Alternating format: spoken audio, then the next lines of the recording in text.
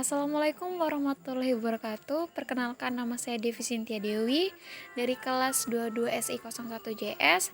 Saya akan menampilkan sedikit video tentang penginstalasian Linux pada komputer. Materi sistem operasi, dosen pengampu Bapak Sigit Mintoro.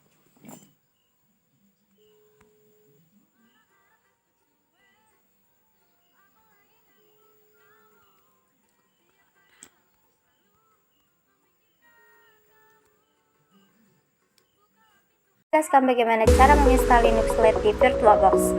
Langsung saja kita ke VirtualBox-nya, lalu klik New, lalu isikan namanya sesuai apa yang kita mau.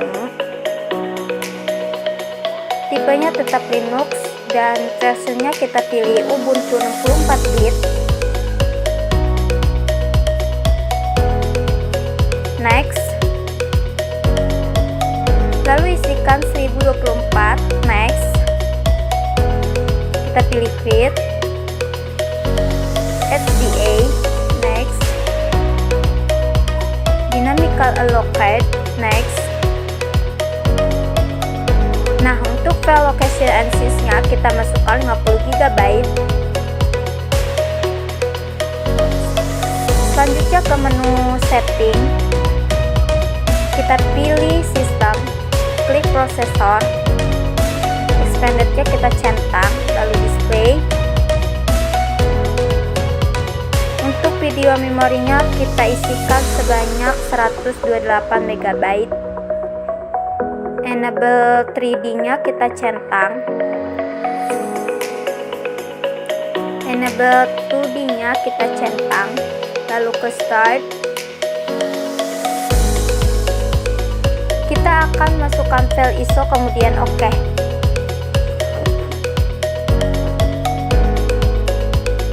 Start.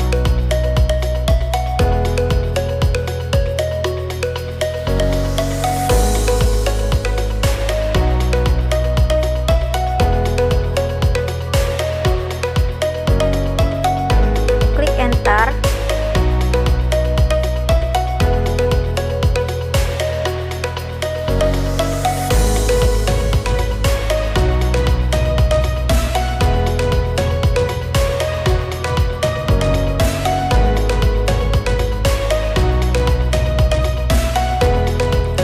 Lalu kita klik install Linux di pojok atas, pilih English, continue.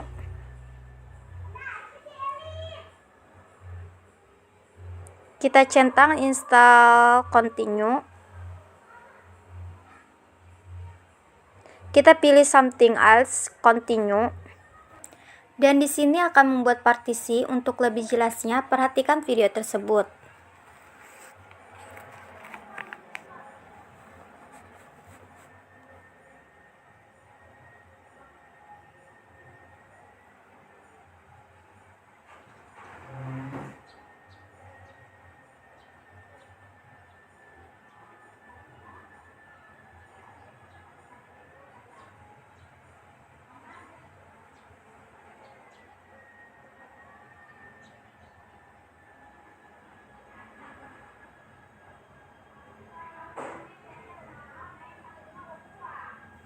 Nah, untuk tempatnya kita pilih Jakarta.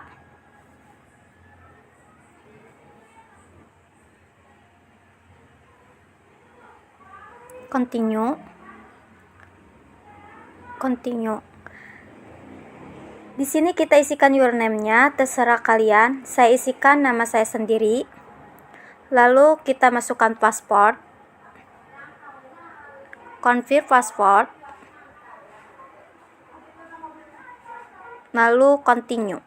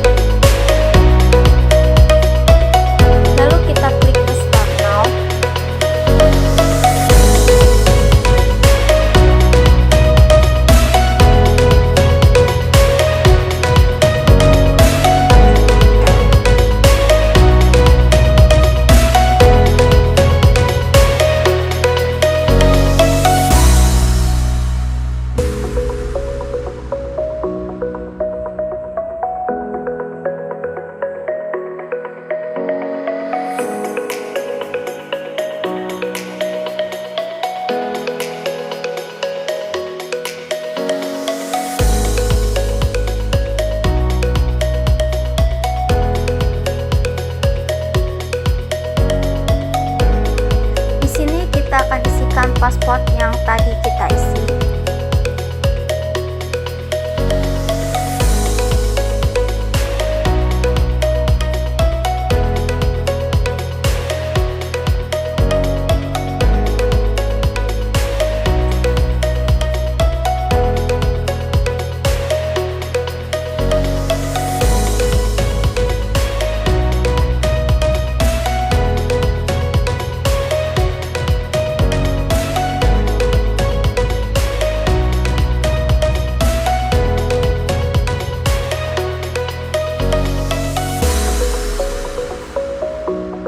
Exit saja. Install Linux Lite di VirtualBox-nya selesai. Semoga bermanfaat.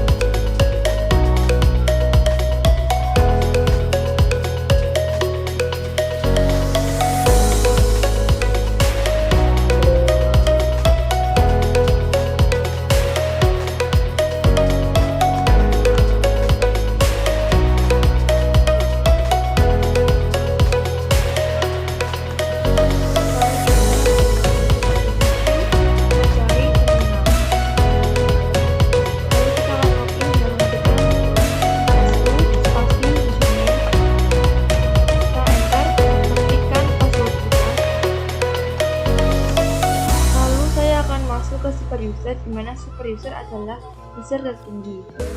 Kita ketik sudo enter password. Jika seperti ini, kalian sudah menjadi super user. Yang pertama, saya akan membuka perintah man itu biasanya untuk mengirim panduan. Ketik man apt seperti ini, lalu kita pencet key dan kita akan masuk ke directory dengan mengetik sudo seperti ini, lalu kita akan mencoba untuk membuat folder dengan mengetik tabir foldernya terserah mau dikasih nama apa. Ini disini ingin memberi nama seperti ini, dan jika kita ingin melihat apakah foldernya sudah dibuat, kita harus mengetik ls spasi yang satu. Di sini sudah ada ya. Kalian ingin mencari sebuah file atau folder, kalian bisa mengetik find spasi nama folder atau file yang ingin kalian cari. Misal saya ingin mencari Coca-Cola, saya pencet enter dan sudah berguna. Jika kalian ingin menampilkan super usernya selanjutnya, kita bisa mengetik ini. Dan jika kita ingin menampilkan snapshot yang sedang dijalankan, bisa mengetik seperti ini. Dan jika kita ingin mengembangkan program, kita bisa mengetik seperti ini.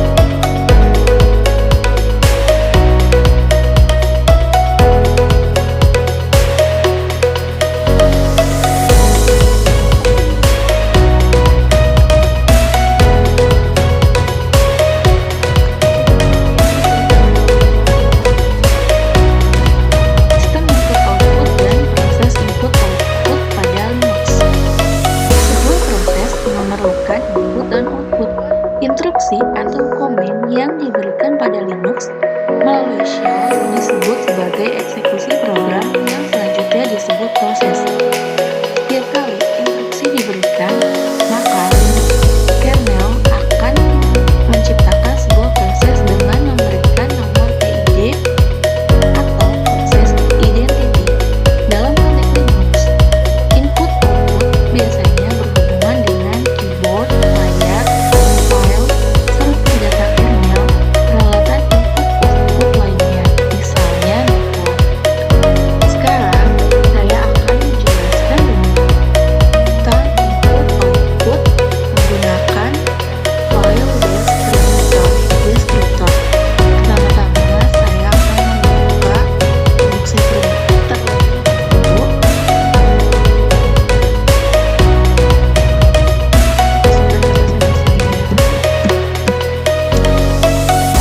Lalu kita cari terminal di Linux-nya. Aktivitas search terminal. Menampilkan snapshot proses yang sedang berjalan. Nah, di sini saya akan membuat file descriptor. File descriptor adalah sebuah abstraksi yang digunakan dalam pengaksesan file. File descriptor sendiri merupakan indeks pada tabel yang dimiliki kernel untuk menunjukkan file yang dibuka pada proses-proses yang berjalan. Terdapat 3 buah file descriptor standar yang lalu diciptakan oleh proses. Yang pertama, 0 untuk keyboard standar input, 1 untuk layar standar output, dan 2 untuk layar standar error. Sekarang kita akan membuat file descriptornya dengan mengetikkan ps. PS di sini menampilkan snapshot proses yang sedang berjalan pada sistem kernel. Lalu saya membuat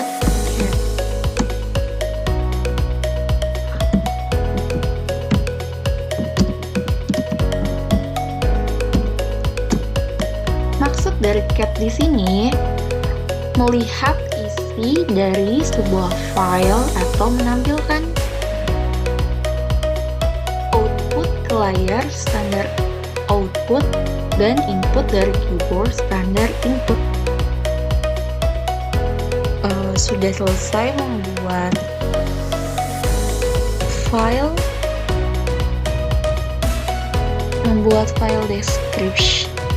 descriptor. Sekarang saya akan membuat sistem input output redirection atau pembelokan. Dalam sistem Linux merupakan salah satu cara untuk melewatkan output dari suatu program ke program lain. Dengan redirection, kita bisa menyimpan output suatu file, baik keadaan sebuah file atau diproses dengan program lain. Pembelokan dilakukan untuk standar input, output, dan error, yaitu untuk mengalahkan file descriptor dari 0, 1, dan 2. Ini adalah simbol pembelokan. Sekarang kita akan mengetikkan file pembelokan. Contoh file pembelokan.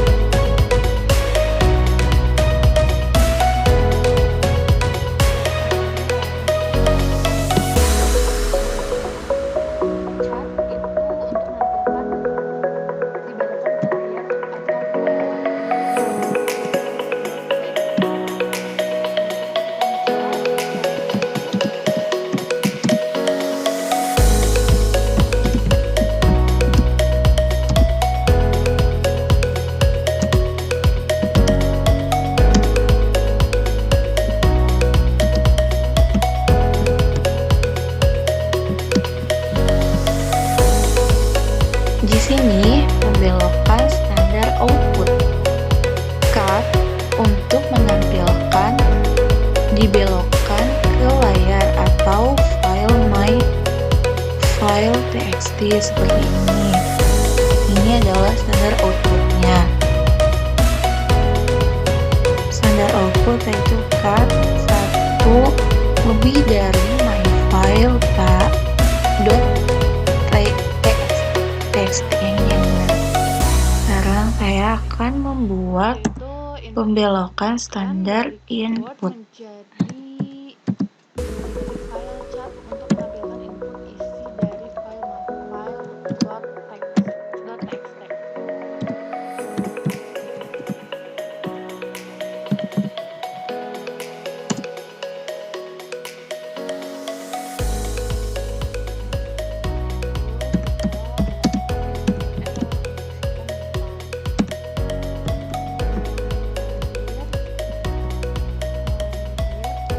Nah, ini merupakan contoh pembelokan standar input dengan memasukkan chat 0 kurang dari myfile.txt,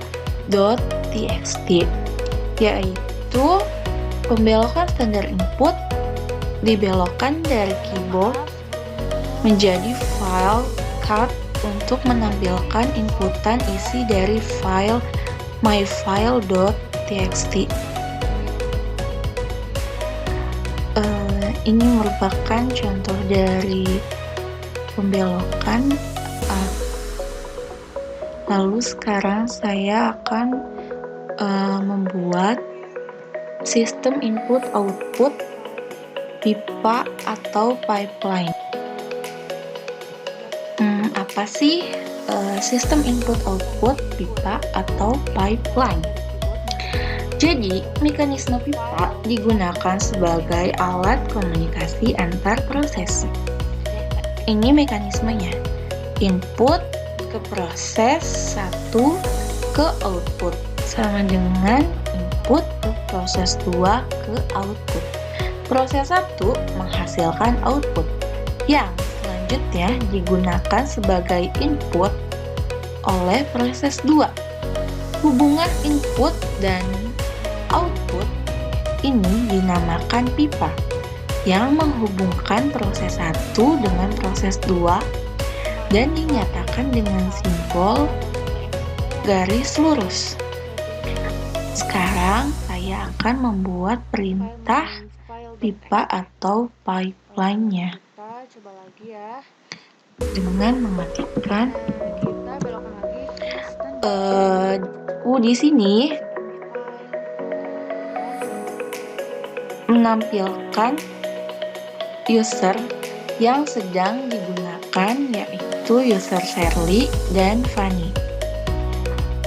Lalu kita akan melihat user yang sedang dipakai dengan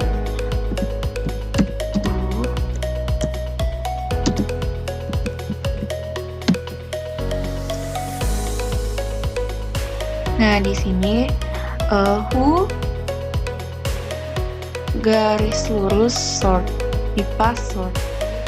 Sort adalah sort digunakan untuk mengurutkan masukannya berdasarkan urutan nomor ASCII dari karakter. Nah, ini merupakan urutan beda kan dari who terus who sort. Perbedaannya. Jadi ASCII-nya itu berurut dari karakternya. Terus sekarang saya akan membuat who sort min r.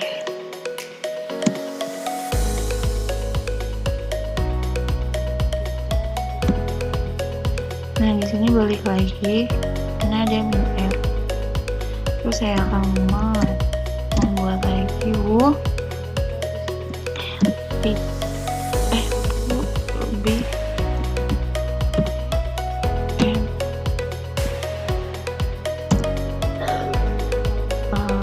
sudah sorte. Nah, ya pokoknya Operator pipa digunakan untuk membuat eksekusi proses dengan melewati data langsung ke data lainnya. Sekarang Rm kembali lagi ke user yang sedang digunakan, yaitu Fanny Owl at localhost. Sudah selesai saya menjelaskan pipa atau pipeline-nya. Sekarang saya akan menjelaskan tentang filter pada Linux. Filter pipa juga digunakan untuk mengkombinasikan utilitas sistem untuk membentuk fungsi yang lebih kompleks. Ya, sekarang saya akan membuat filter. Itu gue minta pipa ke user saya, yaitu Fanny Owl.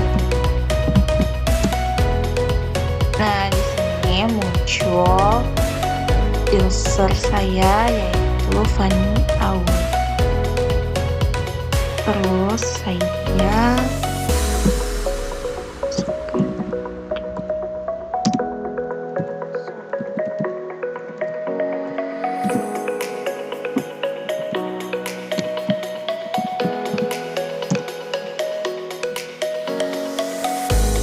maaf, di sini harusnya etc.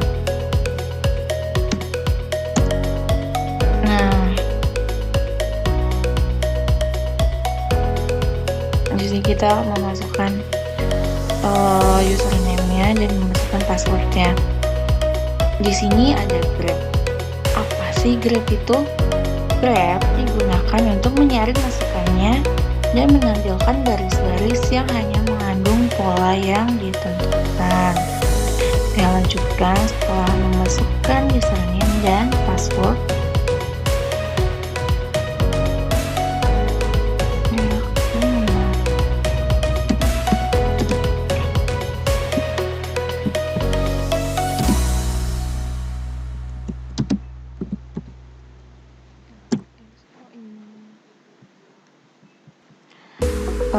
Di sini saya membuat ls garis miring etc pipa WC.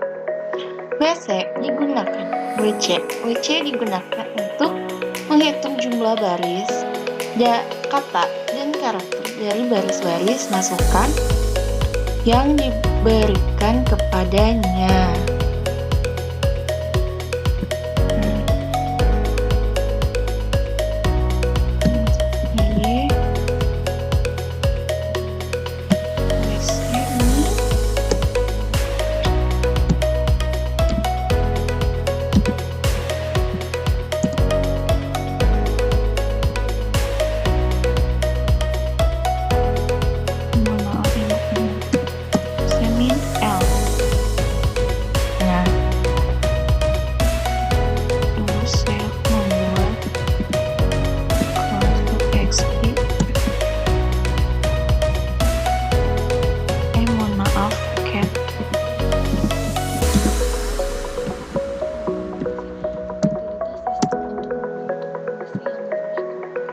Yang sesuai dijelaskan sebelumnya, cat digunakan untuk menghasilkan output ke layar dan merupakan berasal dari input sebuah keyboard.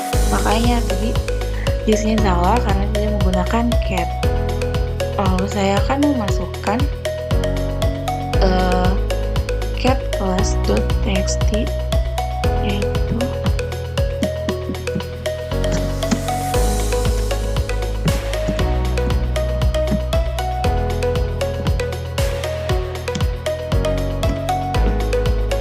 saya akan membuat kelas selanjutnya.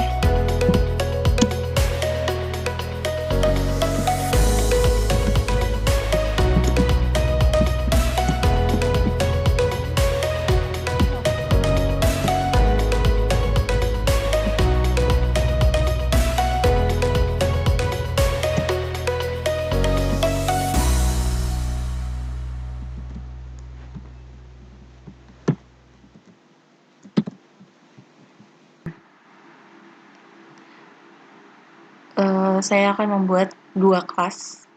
Yang pertama kelas dengan nama Anggi, Sherly, Elsa, dan Kiki.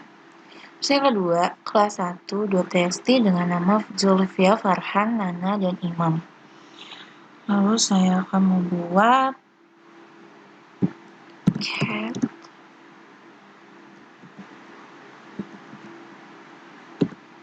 txt kelas 1.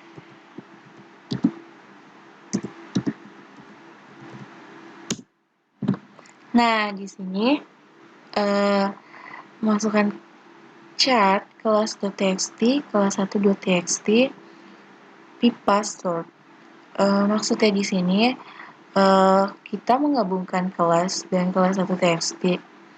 Lalu dipanggil tuh namanya. Sudah dipanggil kelas data nama di sini sesuai dengan huruf abjad. Jadi A sesuai ABCD, A sampai Z itu berurut. Ya kayak gini pokoknya. Lalu saya mencoba buat kelas txt.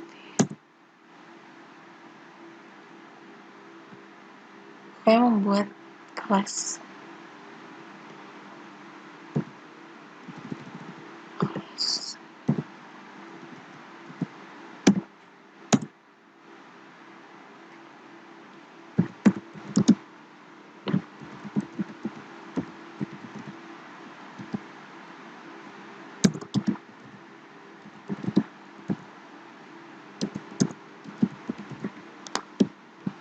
sort unique.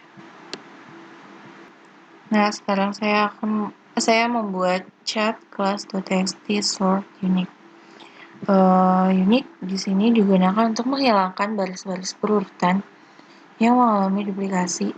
Biasanya digabungkan dengan pipeline dengan sort. Dan menghasilkan Farhan, Imam, Nana, Zofia.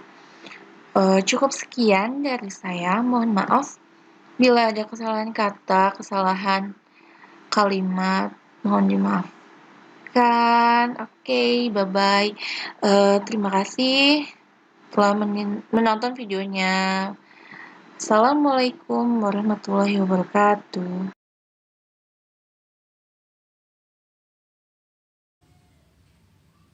Pertama, kalian masuk ke dalam root, kemudian kalian masukkan password yang kalian sudah tentukan. Kemudian, kalian tuliskan clear untuk membersihkan. Selanjutnya, kalian tambahkan user dengan perintah add user dan nama user yang kalian buat. Di sini saya membuat user yang bernama Trinitas 1. Setelah itu kalian akan diminta password. Lalu kalian isi terserah kalian.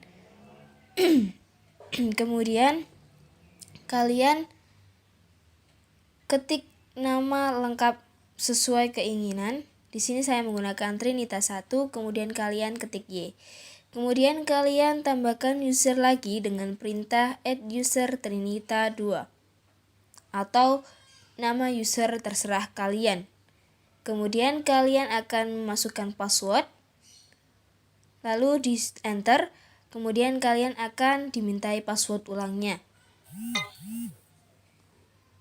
Setelah itu kalian enter, lalu akan muncul nama lengkap. Di situ kalian tuliskan terserah. Di sini saya menggunakan Trinita 2. Lalu kalian ketik Y. Begitu juga dengan user-user yang lain. Caranya masih sama.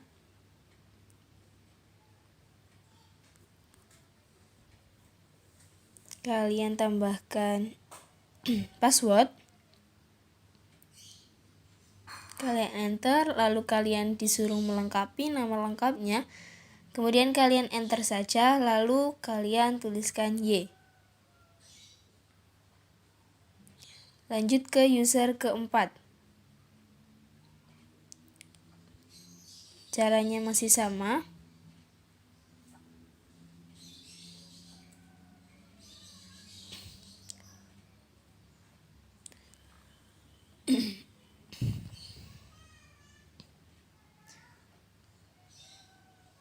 Nah, seperti itu. Kemudian kalian tambahkan passwordnya kembali sesuai keinginan kalian.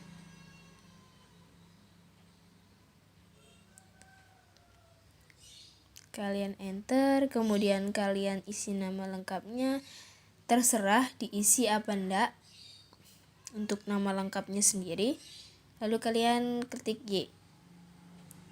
Setelah itu lanjut ke user selanjutnya.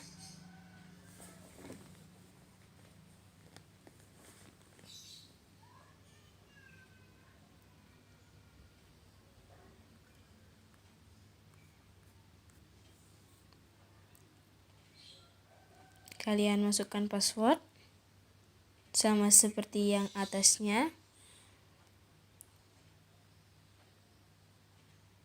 Kalian enter. Kemudian kalau misal sudah kalian isi, kalian enter saja.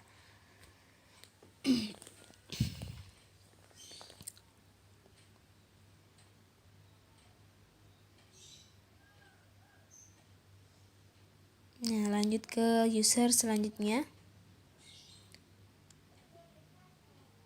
Untuk user ke-6,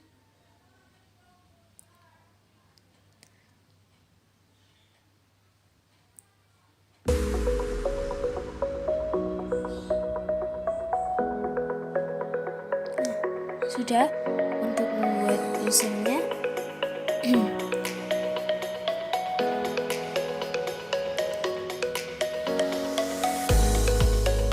kemudian kalian logout saja, lalu kalian coba masuk ke user Trinita 6. Kalian ketik passwordnya. Setelah selesai, kalian enter kan tadi. Kemudian kalian ketik, maaf salah, kalian logout terlebih dahulu, lalu kalian masuk ke root,